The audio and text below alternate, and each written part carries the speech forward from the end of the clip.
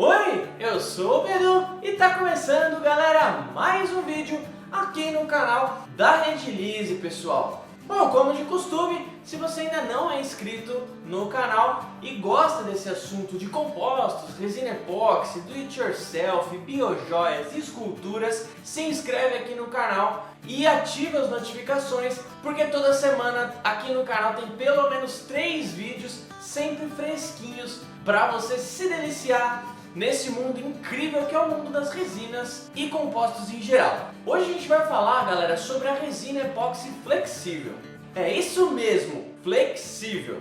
É um sistema epóxi de certa forma pouco conhecido. Recentemente a gente até o Edgar fez um vídeo fazendo rodinhas de skate utilizando esse sistema de resina epóxi flexível. É um vídeo bem legal, tá aqui no card para você assistir. E um pouco mais antigo também, o Kaká fez insígnias do Pokémon utilizando essa resina também. Uma técnica para deixar a resina com aspecto abauladinho, bem bacana também. Bom, hoje, como é de costume, a gente vai fazer um vídeo falando da parte técnica desses sistemas, né? Explicando um pouquinho como que ele funciona. E aí nas próximas semanas vamos fazer aí algumas demonstrações práticas ali para vocês verem a resina em ação. Bom, então vamos começar. A resina epóxi 2220 é uma resina de extrema transparência, uma excelente transparência. Além disso, ela tem sim uma viscosidade relativamente baixa. Por esse sistema ser flexível, ela é especialmente indicada para cobertura de etiquetas autoadesivas, por exemplo, e até mesmo coberturas decorativas. Bom, então vamos começar falando um pouco sobre suas aplicações. Por ser um sistema flexível, essa resina é especialmente indicada aí para usos em coberturas de etiquetas autoadesivas e até coberturas decorativas. Mas também é comum a gente encontrar personalizações de capas de agendas, diários, jaqueta jeans, bottoms colecionáveis, cosplays e por aí vai. É aquilo, né, galera? Como a gente sempre fala, ela vai até onde a sua criatividade permitir. Então, você pode fazer esse jogo de resinas e endurecedores e ir criando sistemas que vão ser melhores para cada aplicação. Então, por isso que é sempre importante. Tendo dúvida? Liga aqui, manda e-mail, chama a gente que a gente está sempre apto a ajudar vocês da melhor forma possível, tentando tirar as dúvidas e trazendo soluções mais práticas para as aplicações. Bom, e essa resina, galera, para quem não sabe, ela pode ser utilizada com 2 endurecedores. Primeiro, o endurecedor 3154 e o endurecedor 6821. Eu deixei de amostra ali a resina e os 2 endurecedores que eu mencionei aqui. Com o endurecedor 6821, RUV6821, podemos chamar um sistema de resina epóxi flexível com proteção UV. Ou seja, ela tem uma resistência maior ao amarelamento, então demora mais para amarelar, mantendo aí o embelezamento da sua aplicação durante mais tempo. Bom, então vamos começar falando das características dela utilizando o endurecedor 3154.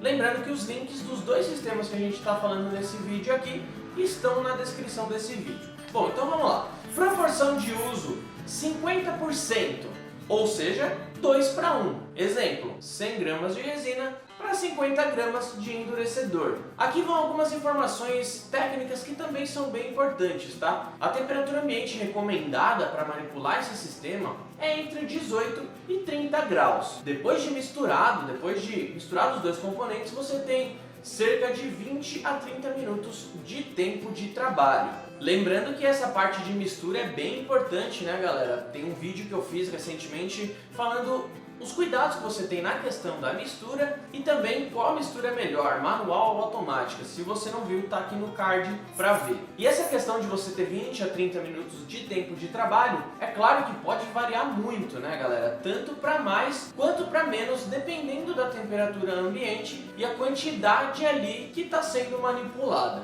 Agora vamos falar da cura parcial. A cura parcial é de 3 a 4 horas e a cura total cerca de 24 até 48 horas em temperatura ambiente de 20 a 22 graus. O legal desse sistema, galera, é que por ele ter uma reatividade relativamente alta, ou seja, ele cura rapidamente, né? A não ser que esteja muito frio, mas assim, temperatura ambiente, como a gente falou aí, 22, 25 graus, ela vai ter uma cura muito rápida, e isso para fazer adesivos, por exemplo, né, adesivo resinado é muito bom, porque mesmo sendo uma camada muito fina, ela vai ter uma reação bacana, diminuindo a incidência aí de blushing, né, aquele famoso véu de noiva que fica ali na superfície da resina quando está muito frio, quando está muito úmido. A resina, quando ela está curando, ela tende a absorver essa umidade do ar, né? Então quanto mais úmido o ar, quanto mais frio e quanto mais a resina for uma resina de baixa reatividade, quanto mais ela demorar para curar, maior é a chance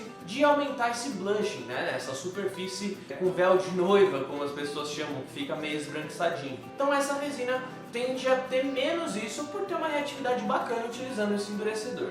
Agora vamos, galera, para as características do sistema 2220 com o endurecedor RUV 6821. Aqui é um pouquinho diferente a questão da proporção de trabalho. A proporção de trabalho é de 43%. Então, por exemplo, 100 gramas de resina para 43 gramas de endurecedor.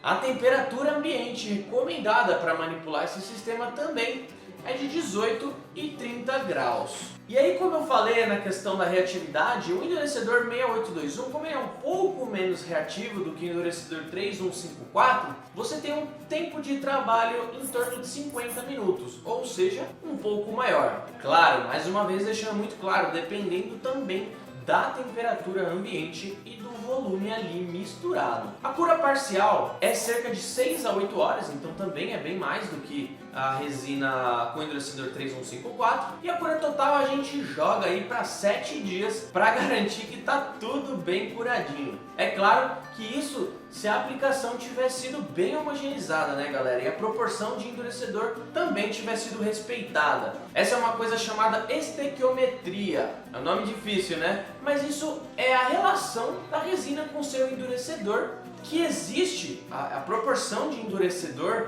dita ali no boletim técnico do material, feita por um químico. Essa proporção dita, ela tem que ser respeitada. Caso você não respeite, é possível assim que a resina cure, demore um pouco mais para curar, que ela cure mais rápido, que ela tenha de repente uma ou outra característica diferente na sua superfície. Mas a gente tem que levar em consideração que caso você não respeite à risca essa questão do endurecedor com a sua resina, né, a proporção ideal de boletim, se você não respeitar à risca, você vai ter diferenças aí nas características técnicas da resina, né? Desde a elongação, a tenacidade, dureza shore, você vai ter você vai ter uma diferença do seu resultado final. Então, se alguém chegar para você e falar que pode colocar menos endurecedor para curar mais devagar, para mudar dessa forma, toma um certo cuidado. Não é qualquer resina que pode fazer isso, tá bom? Consulte sempre a gente, né? São alguns endurecedores específicos que podem fazer isso. Não é qualquer endurecedor, e esse é um caso deles, né? Esse aqui você tem que respeitar à risca a proporção indicada no boletim técnico, beleza? Mas voltando para o sistema, apesar dele ser menos reativo do que o 3154, como eu falei para vocês, como o primeiro sistema que eu falei para vocês, ele também tem uma reação bacana, né? Então também é baixa a incidência de blushing no acabamento superficial. E aqui vai uma dica, cara, um pulo do gato muito legal para esse tipo de resina. A resina 2220, 2220, ela pode ser misturada com resinas rígidas, por exemplo, 2001 ou 2004, a fim de obter um sistema um pouco menos flexível. A gente vai fazer alguns vídeos sobre isso aí nas próximas semanas, sobre aplicações delas, né, mostrando quão flexível é uma, quão é a outra, fazer de repente uns testes aí de amarelamento com os dois endurecedores, para vocês irem vendo elas em ação. Também adesivos resinados, eu vou fazer algumas coisinhas aqui, umas artes para vocês verem, tá? Mas essa questão é muito legal. Então, por exemplo, se você quer uma resina não tão flexível quanto a 2220 pura, você pode, por exemplo, colocar 50 gramas de resina 2220, 50 gramas de 2001, dando ali um composto de resina flexível e rígida de 100 gramas. Aí você pega esses 100 gramas, depois de bem misturadinho e tal, coloca 50 gramas de endurecedor 3154 ou 43% do 6821, e aí você vai ter uma mistura não tão rígida nem tão flexível. Então você pode fazer esse joguinho aí, né? Colocar um pouquinho mais da rígida, um pouco mais da flexível. Então você consegue controlar essa questão aí, é bem legal. Em breve a gente vai fazer vídeo sobre isso. Claro, né? Não preciso nem falar que isso aumenta o leque aí e permite você fazer muitas e muitas aplicações. Bom, e para encerrar, vamos aqui listar alguns exemplos de aplicação que são bastante comuns, né, galera? Vamos começar aí por exemplo, laminados com fibras especiais, que é uma coisa que é muito utilizada, por exemplo, carbono, aramida, né? Ou a própria fibra de vidro. Você consegue fazer laminações com essa resina. Lembrando que para laminações não tem muito sentido utilizar o 6821, até porque vai estar com a fibra ali, né? Você também pode utilizar para fazer artesanatos e brindes, né? Peças flexíveis, como chaveiros, bottoms, tudo que a gente falou inicialmente. Outro segmento também que é muito utilizado é no aeromodelismo, náutica, automobilismo. Tem muita coisa na Fórmula 1 que é feita, por exemplo, com resina epóxi, né, na questão das laminações com carbono, onde você obtém um compósito muito mais resistente, né, se agrega muita resistência misturando ali com a fibra, né. Aplicações, por exemplo, de colas, massas pastosas, encapsulamentos de eletrônicos também é muito legal, adesivos, tubulações, revestimentos em geral, inclusive isopor, né? Revestimentos em varas de pesca ou em outros produtos que podem aí de repente sofrer com torções. Bom, e as principais vantagens agora também, né, galera, é que, por exemplo, ele não agride o isopor em revestimentos, por exemplo, né? Isso é uma coisa muito interessante aí, coisa que, por exemplo, com uma resina poliéster você não consegue. Como a maioria das resinas epóxi puras, né, da Redilize, você tem pouquíssima retração, né? Imperceptível, podemos dizer assim. Flexibilidade, ela é regulável, como a gente comentou, né, misturando com a epóxi rígida. Ela tem uma resistência mecânica. Tendo uma resistência mecânica alta, ela pode ser aperfeiçoada aí com fibras também, que é muito legal, como a gente falou agora há pouco. E para finalizar, ela tem uma altíssima resistência química.